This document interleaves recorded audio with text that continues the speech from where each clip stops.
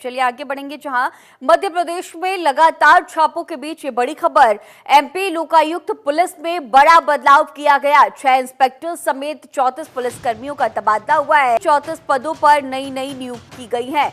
मध्य प्रदेश में लगातार चल रहे छापों के बीच लोकायुक्त पुलिस में बड़ा बदलाव किया गया। लंबे समय से लोकायुक्त संगठन में पदस्थ डीएसपी, निरीक्षक और आरक्षकों को हटाकर रविवार को 6 इंस्पेक्टर और 28 पुलिसकर्मियों को भी लोकायुक्त संगठन में नियुक्त किए जाने के आदेश जारी किए। मध्य प्रदेश के बहुचर्चित परिवहन विभाग के पूर्व कांस्टेबल सौरभ शर्मा के ठिकानों पर लोकायुक्त पुलिस की कार्रवाई पर लगातार सवाल उठ रहे हैं। इस दौरान बीते दिनों लोकायुक्त पुलिस में पदस्थ डीएसपी, 6 निरीक्षक और 24 आरक्षकों को हटाया गया था। इसके बाद पुलिस मुख्यालय ने नई पदस्थापना की है। इसी खबर पर और भी ज्यादा जानकारी के साथ भोपाल से हमारे ब्यूरो चीफ गौरव हमारे साथ लाइव मौजूद हैं। गौरव, जिस तरह से हम देख रहे थे लगातार मध्य प्रदेश में अलग अलग जगहों पर छापेमारी कार्रवाई चल रही थी और इन सब के बीच लोकायुक्त पुलिस में तमाम तरह के बड़े बदलाव किए गए हैं। लोकायुक्त पुलिस की कार्रवाई पर लगातार तमाम तरह के सवाल भी खड़े हो रहे थे और अब ये बड़ी कार्रवाई, कितना बदलाव भी देखा जाएगा और जिस तरह से छापेमारी कार्रवाई हुई है, ये तबादला कितना असर दिखाता हुआ नजर आएगा, कितना इम्पैक्ट? देखिए, बिल्कुल मध्य प्रदेश के मुख्यमंत्री मोहन यादव ने भ्रष्टाचार पर जीरो टॉलरेंस की नीति अपनाई है। मुख्यमंत्री के सख्त आदेश हैं कि चाहे वो सरकारी अधिकारी हो, कर्मचारी हो, कोई नेता ही क्यों ना हो, कोई बिल्डर हो, कोई भी अफसर हो, लेकिन अगर कोई भ्रष्टाचार करता है तो उसके खिलाफ सख्त से सख्त कार्रवाई की जाए। परिवहन विभाग के पूर्व आरक्षक सौरभ शर्मा के ठिकानों पर सबसे पहले लोकायुक्त की कार्रवाई हुई। लोकायुक्त की कार्रवाई पर कई तरह के सवाल उठ रहे हैं कि पहले एक गाड़ी को क्यों नहीं पकड़ा गया, घर जब कॉलोनी में लोकायुक्त की टीम पहुंची थी तो दूसरी गाड़ी वहां से निकल कर गई। ऐसे तमाम सवाल जो है लोकायुक्त की कार्रवाई पर खड़े हो रहे हैं, जिसके बाद एक बड़ा बदलाव मध्य प्रदेश की राजधानी भोपाल में देखने को मिला है।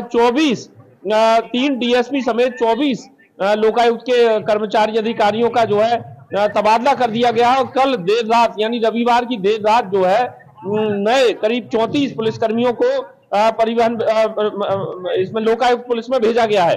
तो कुल मिलाकर ये कहा जा सकता है, जिस तरह से मध्य प्रदेश में अब ईडी की एंट्री हो चुकी है, अब ईडी कार्रवाई कर रही है, ईडी जांच कर रही है और लोकायुक्त पर जो सवाल खड़े किए थे, इसी के चलते लोकायुक्त संगठन में एक बड़ा बदलाव हुआ है। गरिमा, तो जिस तरह से तमाम बदलाव और आपने जिस तरह से जिक्र किया कि जब से सत्ता की कुर्सी पर डॉक्टर मोहन यादव बैठे हैं, तब से लगातार भ्रष्टाचार को लेकर के वो नकेल कसते हुए नजर आ रहे हैं।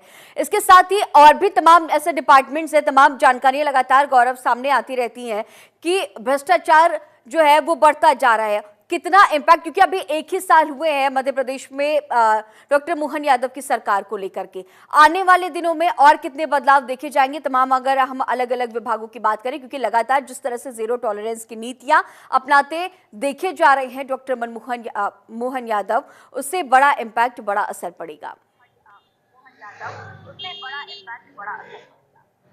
देखिए, बहुत बड़ा सवाल आपने किया है और इसका एक बड़ा जवाब मैं आपको देता हूं कि मध्य प्रदेश में अभी ये होता था कि अगर कोई सरकारी अधिकारी, कर्मचारी करप्शन में फंसता था तो उसके खिलाफ सरकार में सालों तक जो है सरकार उसके खिलाफ अभियोजन की स्वीकृति नहीं देती थी।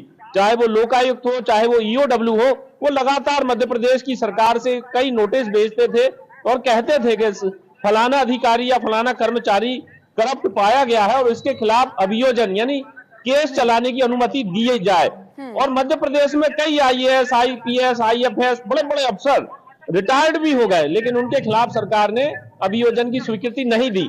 मोहन यादव का 1 साल वाकई में बेमिसाल रहा।